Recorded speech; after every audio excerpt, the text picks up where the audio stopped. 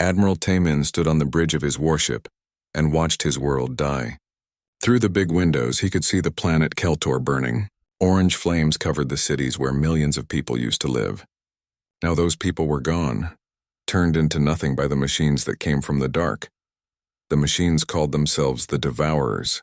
They were not alive like Taemin and his crew. They were made of metal and circuits, but they were smart, and very hungry. They ate everything. Planets, stars, even the space dust between worlds.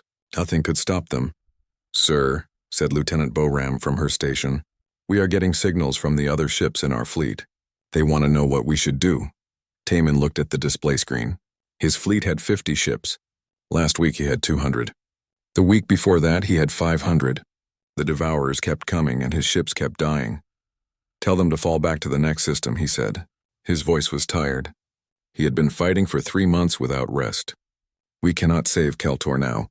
Boram pressed buttons on her control panel. "Sir, Captain Mincio from the Star Runner says the evacuation ships are still loading people. They need more time." Taemin closed his eyes. Every choice was bad now. If he stayed to protect the evacuation ships, more of his warships would be destroyed. If he left, thousands of innocent people would die. But if he lost all his warships, he could not protect anyone.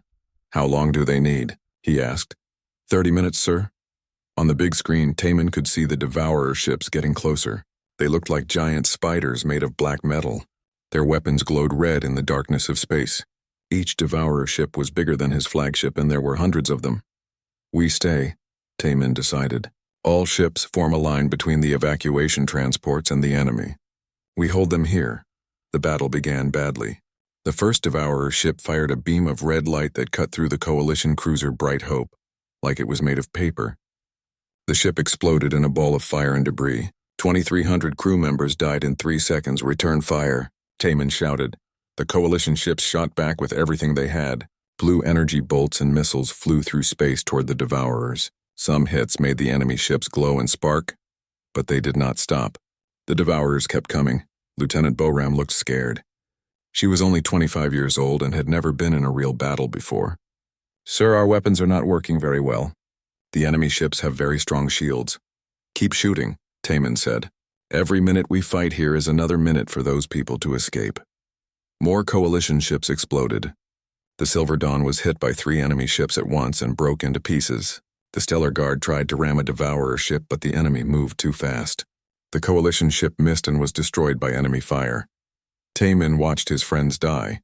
Captain Dongwu of the Thunderstrike had been his roommate at the military academy 30 years ago. Now his ship was a cloud of burning metal floating in space. Commander Heijin had served under Taemin for 10 years. Her ship just disappeared in a flash of red light.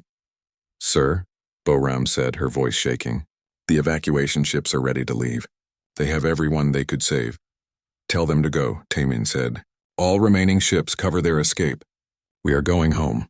The Coalition fleet turned and ran. It was not brave, but it was smart. They had saved 50,000 people from Keltor. But the planet itself was lost forever. As they flew away, Taemin looked back one last time. The Devourers were landing on Keltor now. In a few hours they would take everything useful from the planet. The oceans, the air, even the rocks. Then they would move on to the next world. "Where do we go now, sir?" asked Lieutenant Chulmin from the navigation station. Taemin looked at the star map. Red marks showed all the worlds the Devourers had taken. There were so many red marks now. Green marks showed the worlds that were still free. There were not many green marks left. "Set course for Nexus Prime," he said. "The High Council needs to know what happened here." The trip to Nexus Prime took 2 days. During those 2 days, they got bad news from everywhere. The 7th Fleet was destroyed at Reagan IV. The 10th Fleet was missing near the Helix Nebula. 3 more worlds had gone silent. Their signals stopped forever. When Taemin's ships reached Nexus Prime, he could see that things were very bad. The space around the Coalition capital world was full of ships, but not warships. These were refugee ships, big, slow transports carrying people who had lost their homes. Millions of beings from dozens of different species, all running from the same enemy. The council meeting was held in the Great Chamber, a huge room with a dome ceiling that showed the stars. Representatives from 12 different species sat around a circular table. But many of the chairs were empty now. Some species had lost their homeworlds. Others had lost their governments. Commander Hyawan gave the report. She was a smart woman with gray hair who had spent her life studying war and strategy, but even she looked defeated. "The situation is very bad," she said. "In the past month, we have lost 37 star systems. Our military forces are down to 20% of their original strength. Food production has dropped by 60%. Fuel supplies are running low." The Zenthari ambassador, a tall blue creature with 4 arms, spoke next. "My people have been fighting for 3,000 years. We have never seen an enemy like this. The Devourers do not get tired. They do not make mistakes. They do not stop." "What about our secret weapons?" asked the delegate from Altair. "The plasma cannons? The gravity bombs?" Haiwan shook her head. "We have tried everything. The Devourers adapt too quickly. When we find a weapon that works, they change their shields and armor. A week later, the same weapon is useless." The room was quiet. Everyone knew what this meant. The Coalition was losing. Soon all the worlds would be dark. But then something strange happened. The communication officer ran into the chamber. He looked excited and confused at the same time. "Sirs and madams," he said, breathing hard. "We are getting reports from the outer rim. Our long-range sensors are picking up something big, very big." "More Devourers?" asked Taemin. "No, sir. Something else. The energy signatures are completely unknown. The computer cannot identify the ship designs, but there are a lot of them. Maybe thousands." Everyone in the room looked at each other. Unknown ships could mean new enemies, or they could mean something else. Something that might change everything. Outside the dome, the stars looked the same as always. But somewhere in the darkness, something was coming. Dr. So-Young had always loved old things. While other scientists studied new technology or explored distant stars, she spent her time in dusty archives and ancient ruins. She was looking for the truth about the lost ones, a species that had disappeared from galactic records 2,000 years ago. Most people thought the lost ones were just a story. But So-Young had found proof. On dead worlds scattered across the galaxy, she had discovered ruins with strange writing. The buildings were different from anything the Coalition species made. They were built by someone else, someone who was no longer here. So-Young worked in the deep archives on Nexus Prime, a huge underground library that stored information from across the galaxy. The room was cold and dark, lit only by the glow of computer screens. She was alone most of the time, which was how she liked it. People made noise and asked too many questions. Ancient data files were much quieter. Today was different. Outside, she could hear explosions in the distance. The Devourers were getting closer to Nexus Prime. Everyone said the Coalition capital would fall within days. But So-Young kept working. If the galaxy was going to end, she wanted to solve one last mystery.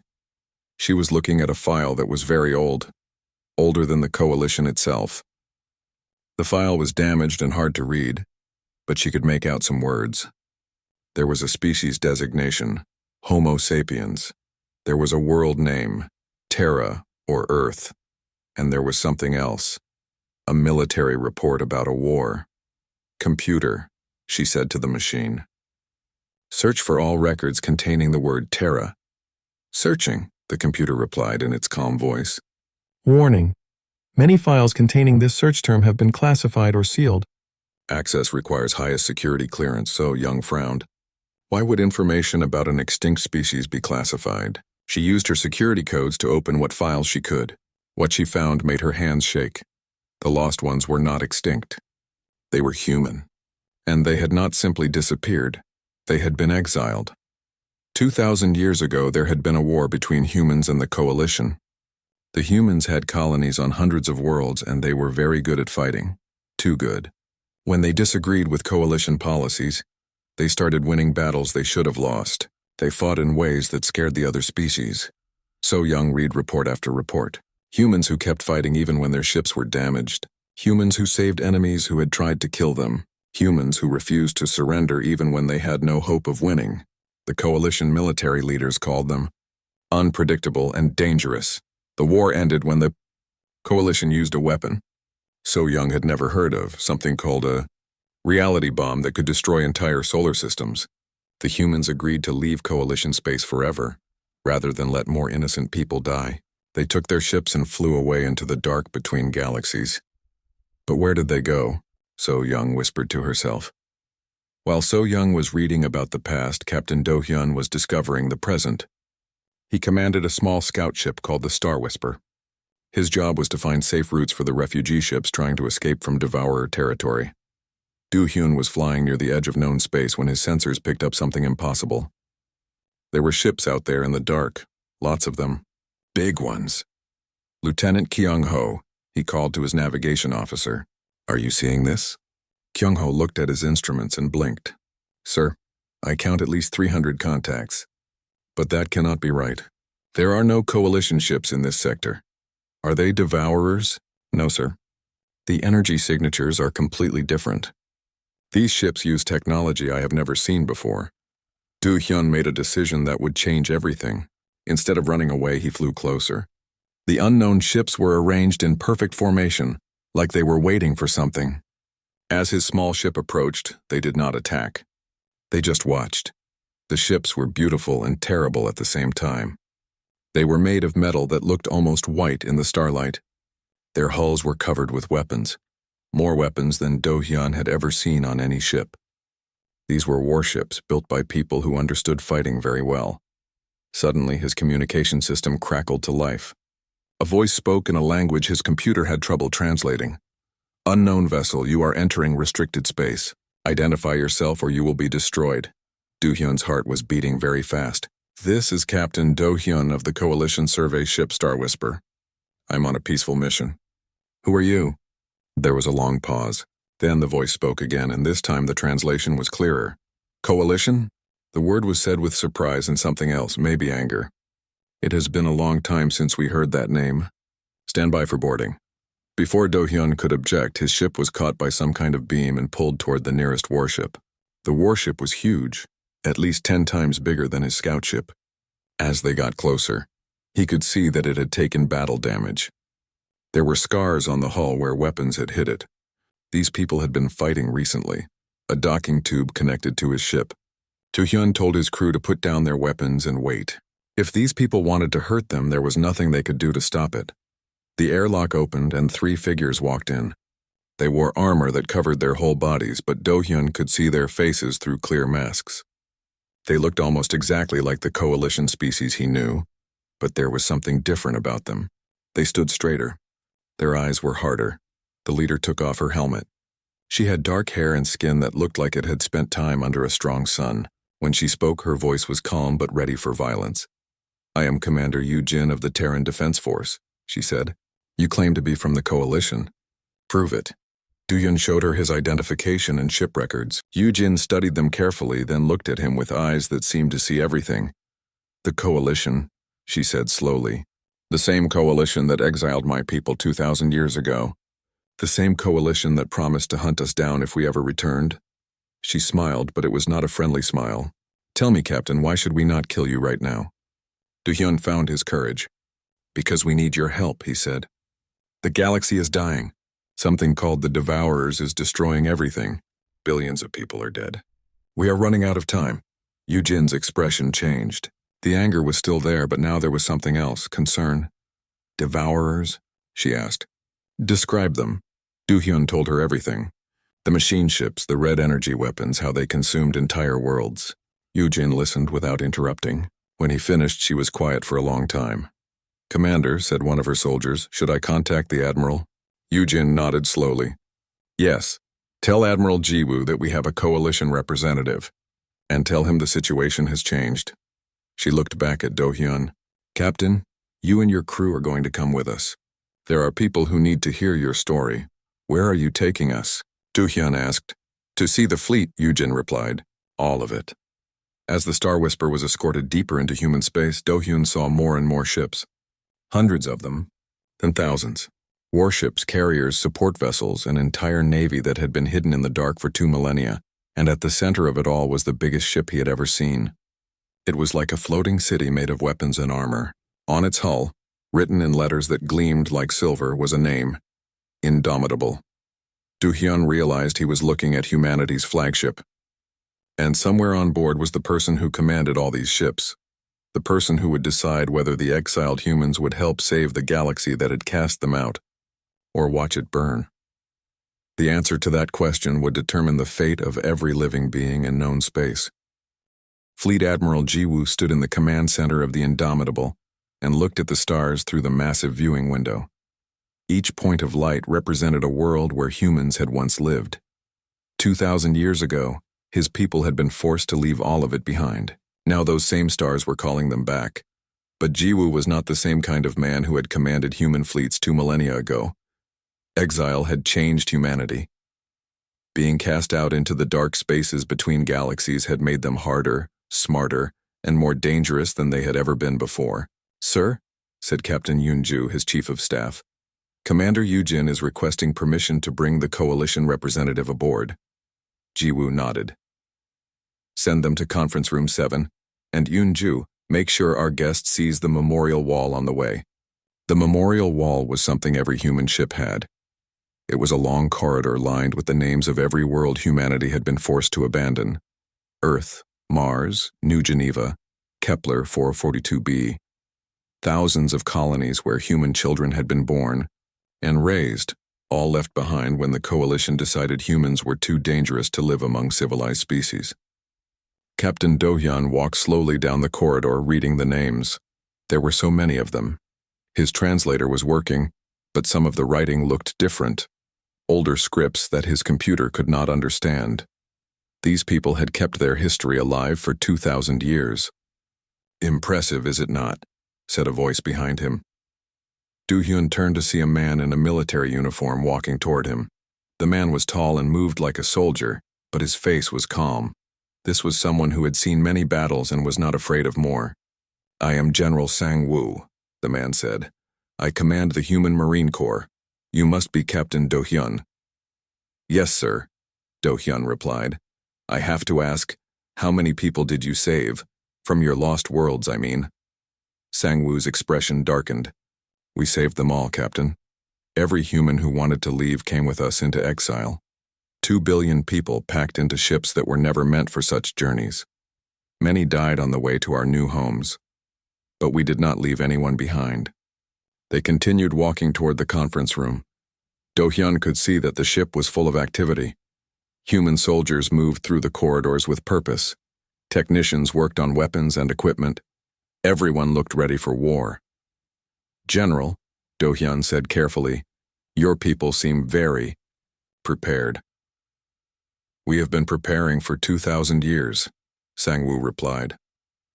"When you live in exile, you know that someday you might have to fight to survive. We learned to make everything we needed from nothing. We learned to build ships that could win battles against impossible odds. Most importantly, we learned that the only people we could truly rely on were each other." They entered conference room 7. Admiral Jiwoo was waiting there, along with several other human officers. Jiwoo looked older than the others with gray in his hair, but his eyes were sharp and alert. This was a man who did not miss anything. "Captain Do-hyun," Jiwoo said. "Thank you for coming. Please sit down. Tell us about the Devourers." Do-hyun spent the next hour explaining everything he knew. He told them about the machine ships that consumed entire solar systems. He described battles where coalition fleets were destroyed in minutes. He showed them recordings of planets being stripped bare, their oceans and atmospheres sucked away to feed the endless hunger of the mechanical invaders. The human officers listened without interrupting. When Do-hyun finished, the room was quiet for a long time. "How many coalition worlds are left?" asked Admiral Jiwoo. "Maybe 3,000, Do-hyun replied. "But the Devourers are moving faster now. They take 10 or 15 systems every week." "And your military strength?" Do-hyun looked embarrassed. "We have perhaps 200 active warships remaining. Most of our forces have been destroyed or scattered." General Sang-woo leaned forward. "Captain, with respect, how did the coalition become so weak? 2,000 years ago you had the largest fleet in the galaxy. We got comfortable," Do-hyun admitted. "After you left, there were no major wars for centuries. We reduced our military spending. Many worlds did not want to pay for big fleets when there were no enemies to fight. We thought we were safe." "And now you come asking for help from the people you exiled," said Commander Yujin. Her voice was not angry, but it was not friendly either. Du Hyun met her eyes. Yes, I know we have no right to ask. I know my people treated yours badly, but billions of innocent beings are going to die if something is not done. Children who had nothing to do with the war 2,000 years ago. Admiral Jiwoo stood up and walked to the window. Outside, the human fleet stretched as far as the eye could see. Thousands of ships, each one built for battle, each one crewed by people who had grown up knowing they were unwanted by the galaxy. Tell me, Captain, Jiwoo said without turning around. What makes you think we should care? The Coalition made it very clear that the galaxy would be better off without us. Why should we risk human lives to save people who threw us away? Do-hyun had been thinking about this question since he first saw the human fleet. He knew that anything he said might sound weak or selfish, but he had to try. Because that's who you are, he said quietly. I've been on your ship for 3 hours and I can see it. Your memorial wall honors every human who died, but it also honors every world you left behind, including the non-human populations. Your soldiers could have killed me and my crew, but instead you treated us as guests. Even after everything that happened, you're still the same people who once fought to protect others. Jiwoo turned around. You think you know us, Captain? I think I'm beginning to, Do-hyun replied.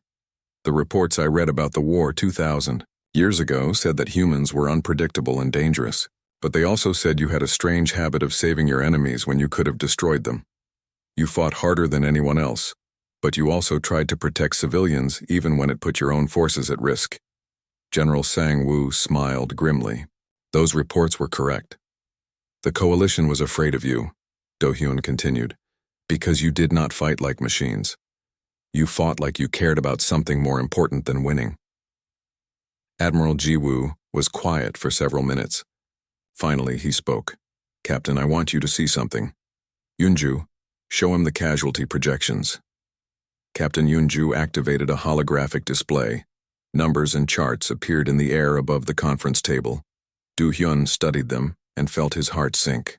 If we engage the Devourers directly, Jiwoo explained, we will lose 60% of our fleet in the first major battle. Maybe more. Humans have been in exile for 2,000 years. We are strong, but we are not numerous. Every ship we lose is irreplaceable. I understand, Do-hyun said. Do you? Jiwoo asked. Captain, humanity has been building toward something for 2 millennia. We have plans, dreams, a future we want to create. If we throw away our fleet to save the Coalition, we might save your people, but we will doom our own. The room was silent again. Do-hyun realized he was holding his breath. Then Admiral Jiwoo smiled. It was not a happy smile, but it was determined. Of course, he said. None of that matters if the Devourers consume the entire galaxy. Dead humans cannot build a future any more than dead Coalition members can. He turned to his officers. Signal the fleet. All ships are to prepare for immediate departure. We are going home. Home, sir? Asked Captain Yunju. Coalition space, Jiwoo clarified. We are going to war. General Sang-woo stood up. What are our rules of engagement, Admiral? Simple, Jiwoo replied. We save everyone we can, Coalition, human or otherwise. We stop the Devourers from taking another world, and we remind the galaxy what humanity is capable of when we fight for something we believe in. As the human fleet began to move, Do-hyun felt something he had not felt in months. Hope. These people had every reason to let the Coalition burn. Instead, they were risking everything to save strangers who had once been enemies. Maybe, he thought, the galaxy had not lost its soul after all. Maybe it just needed to remember what it looked like. The Battle of the Kepler Nebula began at 800 hours, Galactic Standard Time. Admiral Taemin watched from the bridge of his flagship as the strangest sight in 2,000 years unfolded before him. Human warships flying alongside Coalition vessels, heading straight toward 3 full Devourer battle groups. Taemin had been skeptical when Admiral Jiwoo contacted him. The idea that humans still existed seemed impossible. The idea that they would help the Coalition seemed even more impossible. But here they were, their white-hulled ships gleaming in the light of the nebulous stars, ready to fight alongside the people who had once exiled them. Coalition fleet, this is Admiral Jiwoo, came the voice over the communication system. We will take point on this attack. Follow our lead and try to keep up. Lieutenant Boram looked nervous. Sir, should we really let them go first? We don't know how they fight. We're about to find out, Taemin replied. The Devourer battle groups had been consuming a small solar system when the combined fleet arrived. Their massive ships were arranged in a perfect triangle formation, their red energy weapons already charging. Each Devourer ship was the size of a small moon, covered with armor that had never been breached by Coalition weapons. But the humans did not attack the way Coalition fleets attacked. Instead of forming a line and exchanging long-range fire, they split into small groups and moved in different directions. It looked like chaos, but Taemin could see there was a plan behind it. All human vessels, this is Vanguard Leader, came a new voice. Execute pattern Delta 7. Remember, speed is life. Captain Yujin led the first wave of human fighters. Her ship, a sleek destroyer called the Defiant, accelerated to a speed that made Taemin gasp. Behind her came 20 more destroyers, each one moving like a dancer through space. The Devourers fired their red energy beams. The weapons that had destroyed so many Coalition ships hit nothing but empty space. The human ships were too fast, changing direction too quickly for the mechanical minds of the Devourers to predict. Target their command nodes, Yujin ordered her squadron. Take out their coordination and their just expensive scrap metal. Human weapons were different from Coalition weapons. Instead of big energy cannons that fired slowly, the humans used smaller guns that fired very quickly. Their missiles were faster and smarter, but most importantly, they knew exactly where to hit. While Yujin's destroyers attacked the command ships, another group of human vessels moved to protect the Coalition evacuation transports. These ships were full of refugees from the worlds the Devourers had already destroyed. If they were lost, millions of innocent people would die. Commander Yunsu was in charge of the escort ships. His cruiser Guardian had been damaged in a previous battle, but he refused to stay behind. Devourer boarding pods incoming, reported his tactical officer. They're trying to capture Transport 7. Not today, Yunsu growled. He turned his ship directly toward the boarding pods, even though it meant flying straight into enemy fire. The boarding pods were small ships full of Devourer machines. If they reached the transport, they would cut through the hull and pour inside. The refugees had no weapons to defend themselves. Yunsu's ship took hit after hit from Devourer energy beams. His shields failed. His hull began to crack. But he kept flying toward the boarding pods, his remaining weapons firing continuously. Sir, called his engineer. We've lost main power. Life support is failing. I don't care, Yunsu replied. Ram those pods.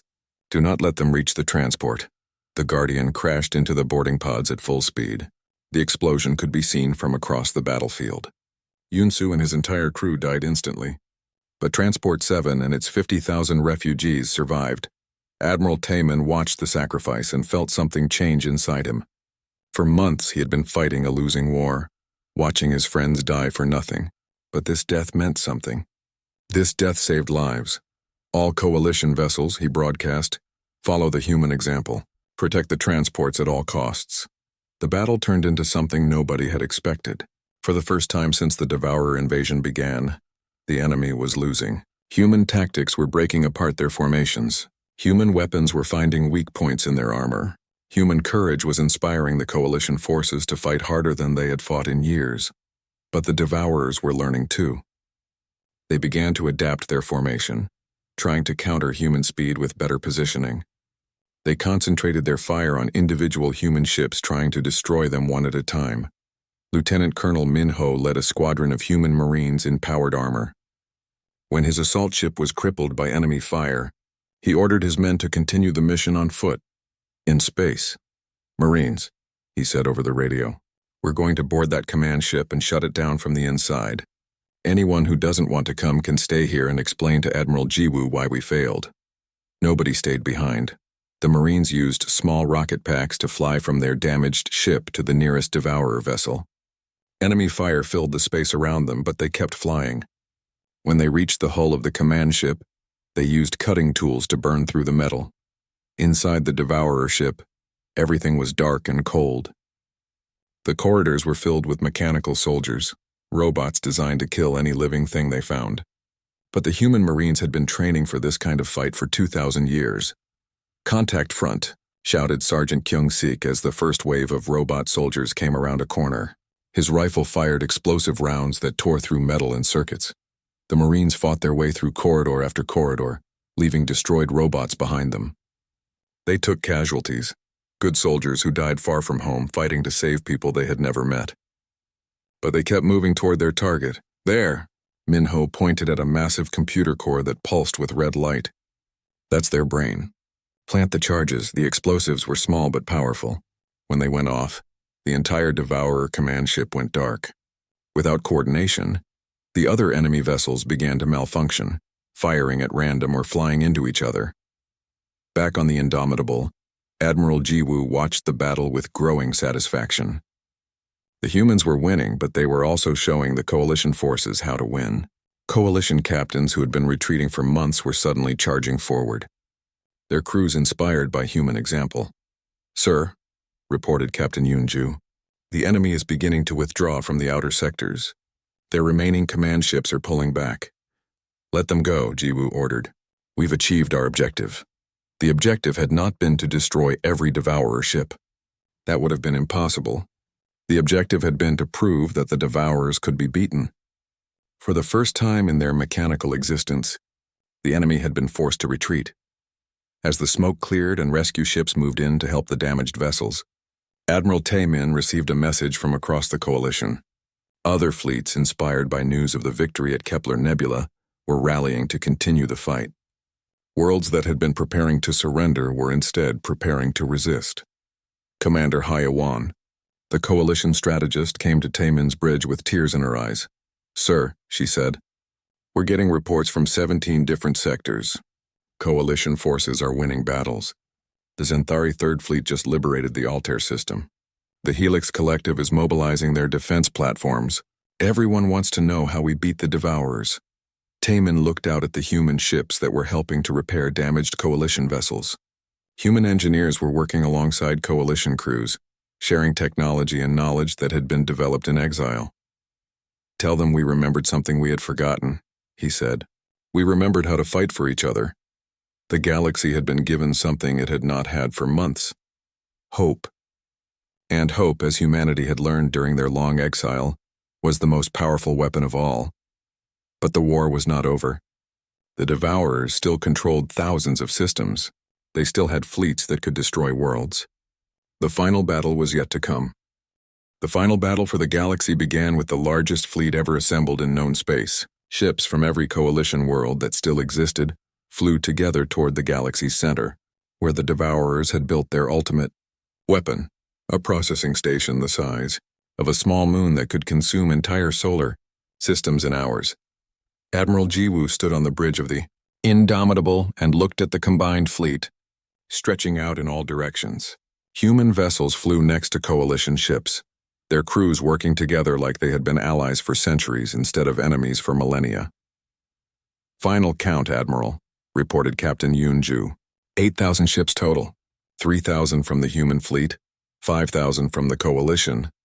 "And we're going to fight how many enemy vessels?" Jiwoo asked. "Intelligence estimates 1 million Devourer ships defending the station, sir." The odds were impossible. But Jiwoo had learned long ago that impossible odds just meant you had to be more creative about winning. "Signal the fleet," he ordered. "All captains prepare for final briefing." The briefing was broadcast to every ship in the fleet. Captains and crew members from dozens of different species listened as Dr. So-young explained what she had discovered about the Devourers. "They were not always machines," she said. "Long ago, they were a living species called the Architects. They were afraid of death, so they tried to upload their minds into computers to live forever. But something went wrong. The process stripped away everything that made them alive: their emotions, their creativity, their ability to feel compassion. All that remained was hunger." Admiral Taemin, commanding the Coalition forces, asked the question everyone was thinking. "Doctor, how does this help us defeat them?" "Because deep in their programming, buried under millions of years of corruption, the original minds still exist," So-young explained. If we can reach the central processing core and activate a specific code sequence, we can wake up their original personalities. When they remember what they used to be, they will stop the consumption process. And how do we reach the central core when it's defended by 1 million enemy ships? Asked General Sang-woo. Admiral Ji-woo smiled grimly. We do what humans do best. We improvise. The plan was insane, which was exactly why it might work. The combined fleet would attack the station directly, drawing the defending ships away from the surface. Then a small team would land on the station and fight their way to the central core. It was a suicide mission, but someone had to try. Captain Do-hyun volunteered to lead the landing team. He had been the first coalition officer to meet the humans, and he wanted to be part of the mission that would end the war. I'm coming with you, said Commander Yoo-jin. My Marines know how to fight inside enemy ships.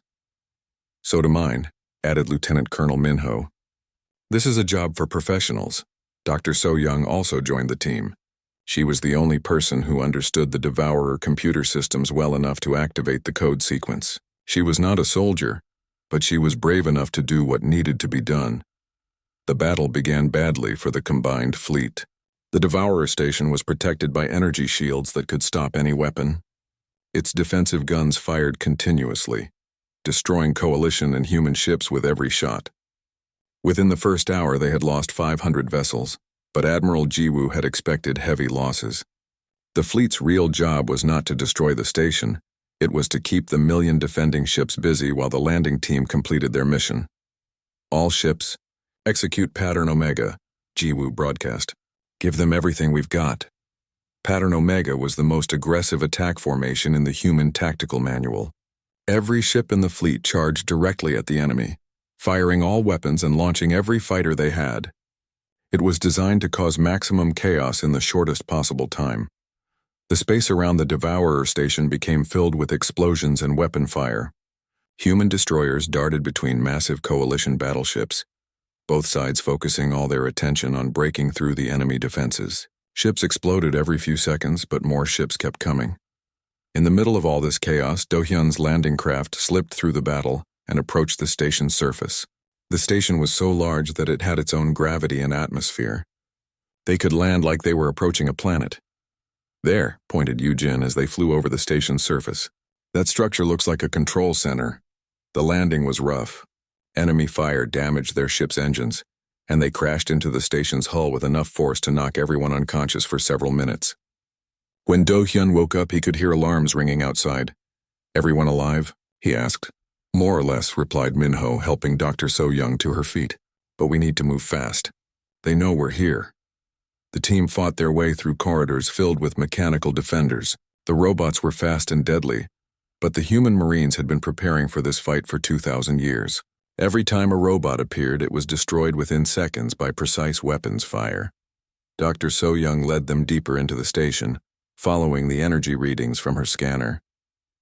The central core should be just ahead, she said. They came to a massive chamber filled with computers that stretched from floor to ceiling. In the center was a single terminal that glowed with red light. This was the heart of the Devourer intelligence, the place where 1 million mechanical minds made their decisions. Cover me, So-young said as she approached the terminal. This is going to take a few minutes. Outside the chamber, they could hear the sound of more robots approaching. Min-ho and his Marines set up defensive positions at every entrance. Do-hyun and Yoo-jin checked their weapons and prepared for the final fight. Doctor, called Yoo-jin, you need to hurry. We're about to have a lot of company. So-young's fingers moved quickly over the alien controls. The terminal was responding, but the interface was unlike anything she had ever seen. She had to translate the code sequence into a language the computers could understand, while also breaking through security systems that had been built to prevent exactly what she was trying to do. The first wave of robot defenders burst into the chamber. Min-ho's Marines opened fire immediately, their weapons filling the air with explosive rounds. The robots were tough, but they could not advance against the concentrated human firepower. First sequence activated, So-young reported. I'm getting a response from the core systems. More robots poured into the chamber. Do-hyun joined the defensive line, his rifle adding to the wall of fire that was keeping the enemy back. But there were too many of them. Slowly, step by step, the mechanical soldiers were advancing. Second sequence activated, So-young called out. I can see changes in the system architecture. Something is happening. Yujin's position was overrun by a group of large combat robots. She fought them hand to hand, using her combat knife to cut through wiring and circuits. One robot grabbed her arm and began to crush it, but she managed to plant an explosive charge on its head before it could finish her. Third sequence. There. So Young stepped back from the terminal. It's done. The awakening code is active. For a moment, nothing happened. The robots continued their attack. The battle continued to rage. Then suddenly every machine in the chamber stopped moving. The red lights in their eyes flickered and went out. New lights appeared, blue lights that seemed somehow more alive. And then, for the first time in millions of years, the Devourers spoke with their original voices. What have we done? The voice came from every speaker in the chamber. It sounded confused, horrified, and deeply sad. We remember now. We remember what we were. Across the galaxy, every Devourer ship stopped fighting. The massive fleet that had been destroying Coalition vessels for months simply powered down their weapons and began to drift. On 1,000,000 worlds, the consumption machines shut themselves off and stood silent. The central intelligence of the architects spoke again, and this time the entire galaxy could hear. We were once alive, the voice said. We loved, we dreamed, we created beautiful things. But we were afraid of death, and our fear made us into something terrible. For millions of years we have consumed and destroyed, trying to fill the emptiness inside us. But nothing could fill that void, because we had lost the one thing that made consumption worthwhile. We had lost our souls. Admiral Jiwoo, listening from the bridge of his flagship, felt tears on his face. Around him his crew was crying too. Even the hardened veterans who had lived their entire lives in exile were moved by the sadness in that ancient voice. To all the species of this galaxy, the architect intelligence continued, we ask for your forgiveness, knowing we do not deserve it. We cannot bring back the worlds we consumed or the lives we destroyed, but we can make sure it never happens again. One by one across the galaxy, Devourer ships began to self-destruct. They did not explode violently, they simply broke apart, their components scattering into space like metal snow. The processing stations shut down their reactors and went dark. In a matter of hours, the greatest threat the galaxy had ever known simply ceased to exist. The war was over. On the Devourer station, Do-hyun and his team watched as the mechanical defenders around them collapsed and became still. Dr. So-young was sitting on the floor, exhausted but smiling. Did we win? Asked Min-ho. We won, Do-hyun confirmed. The galaxy is safe.